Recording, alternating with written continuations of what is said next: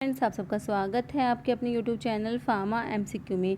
तो आप सबने रिक्वेस्ट की थी कि मैम ड्रग इंटरेक्शंस पे वीडियो बनाइए, तो जो ड्रग इंटरेक्शंस का मैं लेके आई हूँ, तो इसमें हम ड्रग इंटरेक्शंस के मैंने इंपॉर्टेंट क्वेश्चंस इंक्लूड किए हैं। तो क्वेश्चंस के साथ साथ हम कंसेप्ट को भी स्टडी कर लेंगे, ठीक है, कि ड्रग इंटरेक्शंस एक्चुअली होता क्या है। तो देखिए, ड्रग इंटरेक्शंस का मतलब देखिए क्या होता है। मतलब कि साथ में अगर जैसे ड्रग इंटरेक्शन की कोई दूसरी ड्रग साथ में दे दी और वो उसके साथ इंटरेक्ट करेगी, ठीक है। तो ड्रग इंटरेक्शंस जो होता है, तो ड्रग का फार्माकोलॉजिकल जो एक्शन होता है, फार्माकोलॉजिकल रेस्पॉन्स जो होता है वो ऑल्टर हो जाता है, चेंज हो जाता है due to presence of other substance और ड्रग, ठीक है। दूसरे सब्सटेंस जैसे फूड की प्रेजेंस की वजह से या फिर दूसरे सब्सटेंस और जो ड्रग की प्रेजेंस की वजह से फार्माकोलॉजिकल एक्शन ड्रग का चेंज हो रहा है, उसको ड्रग इंटरेक्शन हम लोगों ने बोला है। ओके, तो ड्रग इंटरेक्शन में फार्माकोकाइनेटिक, फार्माकोडायनेमिक आते हैं। तो अभी हम ये सारा देखेंगे, क्वेश्चंस स्टडी करेंगे, साथ साथ में कंसेप्ट को भी समझेंगे। देखिए क्वेश्चन देखिए, तो ये जो देखिए ड्रग इंटरेक्शन का टॉपिक है बहुत ज़्यादा इंपॉर्टेंट है। आपके ड्रग इंस्पेक्टर है, जीपैट है, स्टेट फार्मासिस्ट है, तो सभी के पॉइंट ऑफ व्यू से काफ़ी ज़्यादा इंपॉर्टेंट हो जाता है टॉपिक। तो अगर आप किसी भी फार्मा एग्ज़ाम्स की प्रिपरेशंस कर रहे हैं, जीपैट, नाइपर, ड्रग इंस्पेक्टर या फिर हमारे स्टेट फार्मासिस्ट एग्ज़ाम्स जो हैं, किसी का भी प्रिपरेशंस कर रहे हैं, तो टॉपिक आपके लिए बहुत ज़्यादा इंपॉर्टेंट है। तो इसलिए वीडियो को शुरू से लेकर एंड तक ज़रूर देखना। तो हम स्टार्ट करते हैं क्वेश्चन नंबर 1 से। क्वेश्चन है, को administration of NSAIDs with warfarin में ऑफन लीड टू। तो एनसेड्स जो होते हैं उनको वॉरफेरिन के साथ देंगे तो इसमें क्या होता है, ऑप्शन देखिए एंटागोनिस्टिक इंटरैक्शन। तो एंटागोनिस्टिक मतलब कि कोई अपोजिट इफेक्ट जो होता है उसको बोलते हैं एंटागोनिस्टिक इंटरैक्शंस, ठीक है। तो इसका क्या एंटागोनिस्टिक होता है, तो एंटागोनिस्टिक नहीं होता। एंटागोनिस्टिक में जैसे हम अगर दे दें एट्रोपिन और पिलोकार्पिन, ठीक है, एट्रोपिन तो एंटीकोलिनर्जिक होता है, पिलोकार्पिन कोलिनर्जिक होता है, तो ये एंटागोनिस्टिक इंटरैक्शंस में आ जाएंगे, ठीक है। तो ये जो एंटागोनिस्टिक इंटरैक्शंस होती है, सिनर्जिस्टिक होती है, ये सब फार्माकोडायनेमिक इंटरैक्शंस में आती है। देखिए, एक होती है फार्माकोकाइनेटिक ड्रग इंटरैक्शंस होती हैं, एक होती है फार्माकोडायनेमिक। फार्माकोकाइनेटिक में आप क्या पढ़ते हैं, एब्जॉर्प्शन, डिस्ट्रीब्यूशन, मेटाबॉलिज्म और एक्सक्रीशन पढ़ते हैं। अगर कोई ड्रग देने से साथ में कोई दूसरी ड्रग दे रहे हैं, एब्जॉर्प्शन, डिस्ट्रीब्यूशन, मेटाबॉलिज्म या एक्सक्रीशन पे फ़र्क पड़ रहा है, चेंज हो रहा है ये सब, तो वो तो फार्माकोकाइनेटिक इंटरैक्शन में आ जाएगा। लेकिन अगर सिनर्जिस्टिक एक्शन है या फिर ये एंटागोनिस्टिक इंटरैक्शन हो रहा है या फिर इलेक्ट्रोलाइट का लेवल चेंज हो रहा है, तो इस टाइप का है तो फार्माकोडायनेमिक में आएगा। ओके, तो देखिए हमारा इसमें हमने नेक्स्ट ऑप्शन क्या था, interaction due to change in drug transport.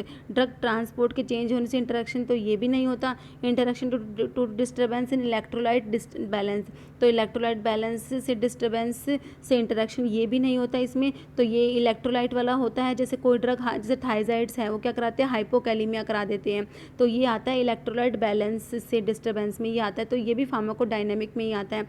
या एडिटिव या सिनर्जिस्टिक, तो ये वॉरफेरिन को जब एनसेड्स के साथ आप देते हैं तो ये क्या होता है, एडिटिव या सिनर्जिस्टिक एक्शन होता है। तो इसमें जो एंटीकोएगुलेंट एक्शन होता है वॉरफेरिन का, वो प्रोलोंग हो जाता है। तो क्योंकि ये जैसे एनसेड्स में आप जो एस्पिरिन देते हैं, तो एस्पिरिन का भी एंटीप्लेटलेट एक्शन होता है, तो इसका हो जाएगा ऑप्शन डी, हो जाएगा एडिटिव और सिनर्जिस्टिक। नेक्स्ट देखिए ऑप्शन क्वेश्चन नंबर 2 देखिए, a person taking nitroglycerine consume alcohol, the drug interaction with alcohol and the effect seen is. देखिए कोई पर्सन है जिसको मान लीजिए एंजीना पेक्टोरिस है, उसको ग्लिसराइल ट्राइनाइट्रेट जिसे नाइट्रोग्लिसरीन बोलते हैं वो आप दे रहे हैं, तो अगर उसने साथ में अल्कोहल लिया है तो क्या हो जाएगा। देखिए ये नाइट्रोग्लिसरीन क्या है, वैसोडाइलेटर है, ठीक है, तो ये हाइपोटेंशन कोज कराएगा, और अल्कोहल साथ में दे रहे हैं तो सीवियर हाइपोटेंशन हो जाएगा। तो आपके, ठीक है, तो एक और क्वेश्चन आता है, अगर सिल्डेनाफिल जो होती है, सिल्डेनाफिल को अगर देते हैं किसके साथ, नाइट्रोग्लिसरीन के साथ, तो भी क्या होता है, सीवियर हाइपोटेंशन एंड कोलैप्स। तो आपका ऑप्शन ए ही राइट हो जाएगा। अगर अल्कोहल की जगह सिल्डेनाफिल होता तो भी हमारा यही आंसर होता। तो ये नाइट्रोग्लिसरीन की जो इंटरैक्शन है सिल्डेनाफिल और अल्कोहल के साथ, बहुत इंपॉर्टेंट इंटरैक्शन है, ध्यान रखना है। तो ये होता है severe hypotension and collapse. Okay, next question देखिए, क्वेश्चन नंबर 3 है, in supraventricular arrhythmia digoxin when supplemented with dash is dangerous. देखिए अगर सुप्रावेंट्रिकुलर एरिथमिया में डिजोक्सिन देते हैं आप आप किसके साथ देंगे जो डेंजरस है। तो देखिए ये होता है क्विनिडीन। क्विनिडीन के साथ अगर डिजोक्सिन दे दिया तो वो डेंजरस होता है। क्यों होता है? क्योंकि क्विनिडीन क्या करता है, डिजोक्सिन का जो एक्सक्रीशन होता है उसको कम करा देता है। क्विनिडीन क्या करता है, डिजोक्सिन के एक्सक्रीशन को कम करा देता है। तो मैंने अभी आपको फार्माकोकाइनेटिक इंटरेक्शन में बताया था ना, एब्जॉर्प्शन, डिस्ट्रीब्यूशन, मेटाबॉलिज्म और एक्सक्रीशन। तो ये वही एक्सक्रीशन वाले का एग्जाम्पल में ये आ जाता है हमारा कि अगर क्विनिडीन को देते हैं तो क्विनिडीन क्या करता है, डिजोक्सिन के एक्सक्रीशन को कम करा देगा। उससे क्या होगा, डिजोक्सिन की टॉक्सिसिटी हो जाती है। तो इसलिए सुप्रावेंट्रिकुलर एरिथमिया में अगर डिजोक्सिन दे रहे हैं तो साथ में अगर आपने क्विनिडीन भी दिया है तो वो डेंजरस होगा। ओके, तो ये आ जाता है फार्माकोकाइनेटिक इंटरेक्शन में, एक्सक्रीशन वाले का ये एग्जाम्पल हो जाता है। ओके, नेक्स्ट तो इसमें ना फार्माको एक्सक्रीशन जो है, इसमें एक एग्जांपल और आता है किसका, प्रोबेनासिड का। प्रोबेनासिड क्या करता है, जो पेनिसिलिन होता है उसका ट्यूबुलर सिक्रेशंस को क्या डिक्रीज़ करा देता है, ठीक है, और पेनिसिलिन का सीरम लेवल जो है वो इंक्रीज़ हो जाएगा। तो जब अगर प्रोबेनासिड को पेनिसिलिन के साथ देते तो पेनिसिलिन की डोज को कम करना होता है। ओके, ये भी इसका इंपॉर्टेंट एग्जाम्पल है एक्सक्रीशन का। नेक्स्ट देखिए क्वेश्चन है, antibiotic which interact with calcium ion is. तो ये कौन सी एंटीबायोटिक होती है, टेट्रासाइक्लिन होती है। टेट्रासाइक्लिन जो होती है क्या करती है, कैल्शियम, मैग्नीशियम और एल्यूमिनियम के साथ कॉम्प्लेक्स बना लेती है, ठीक है। तो एक बार मैंने एक क्वेश्चन था जब उसमें था टेट्रासाइक्लिन फॉर्म कॉम्प्लेक्स विद, उसमें ऑप्शन थे calcium, magnesium, aluminium, last option था ओल। तो मैंने आपको बताया था ओल होगा इसका आंसर था। आपके कमेंट आ रहे थे मैम टेट्रासाइक्लिन तो कैल्शियम के साथ कॉम्प्लेक्स बनाती है। अरे टेट्रासाइक्लिन जो होती है ये कैल्शियम, मैग्नीशियम, एल्यूमिनियम तीनों के साथ कॉम्प्लेक्स बनाती है, ठीक है। तो ध्यान रखना है, तो इसका हो जाएगा टेट्रासाइक्लिन। तो टेट्रासाइक्लिन के साथ जब टेट्रासाइक्लिन को देते हैं तो साथ में मिल्क नहीं देना चाहिए, क्योंकि मिल्क में कैल्शियम प्रेजेंट है। तो मिल्क और क्या नहीं देना चाहिए, एंटासिड्स भी नहीं देने चाहिए। तो ये इंपॉर्टेंट है कि मिल्क और antacids should not be given with tetracycline. तो ये भी याद रखना है, इंपॉर्टेंट है। तो इसका हमारा आंसर हो जाएगा टेट्रासाइक्लिन।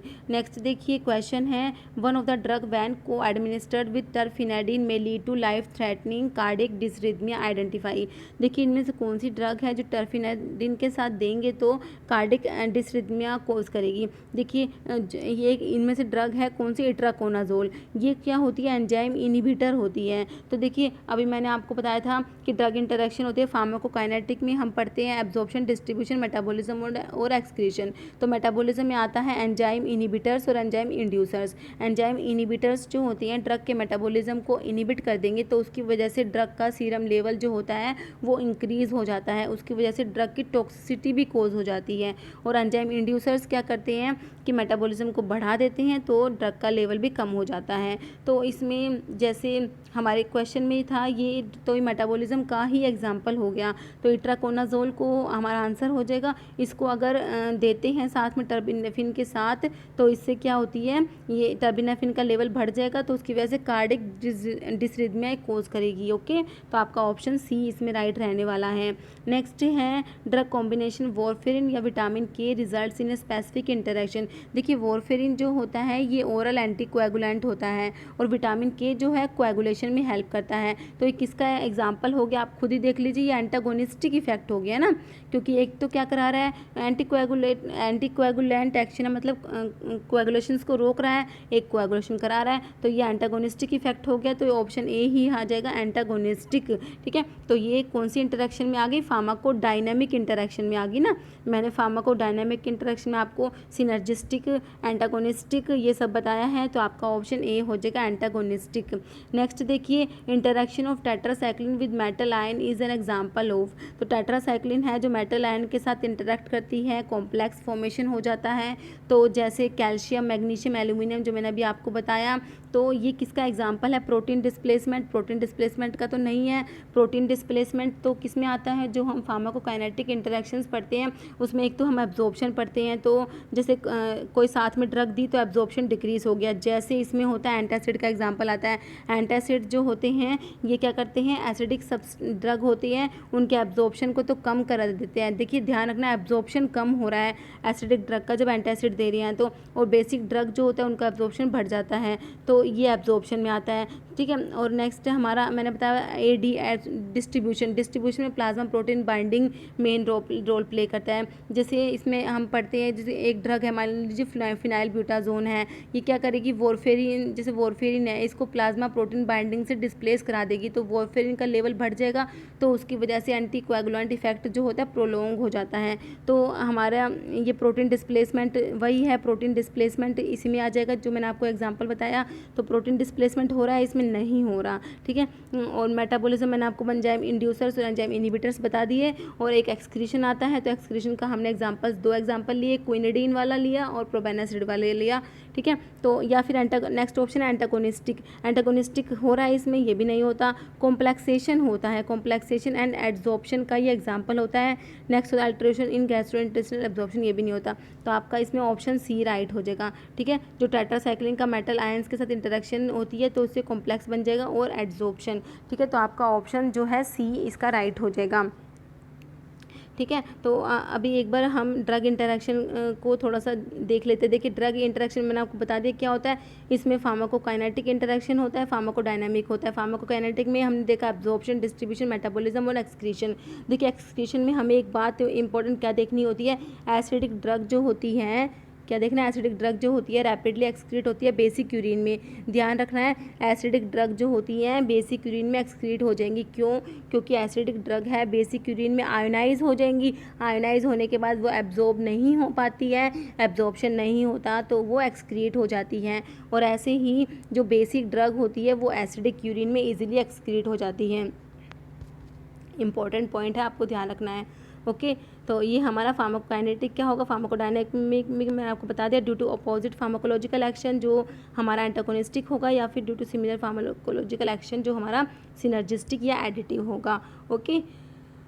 तो ये सब जो हमारे इंटरेक्शंस हैं, तो इसमें एक ना इलेक्ट्रोलाइट डिस्टर्बेंस भी आ जाता है फार्माकोडायनामिक में। जैसे कुछ ड्रग्स है थायराइड डायरेटिक्स जो हैं ये हाइपोकैलेमिया कोज कराएंगे। तो अगर डिजिटालिस ग्लाइकोसाइड्स के साथ इनको देते हैं थायराइड्स को, तो क्या होता है, डिजिटालिस की जो डिजिटालिस ग्लाइकोसाइड्स होते हैं उनकी टॉक्सिसिटी कोज करा देते हैं ड्यू टू हाइपोकैलेमिया।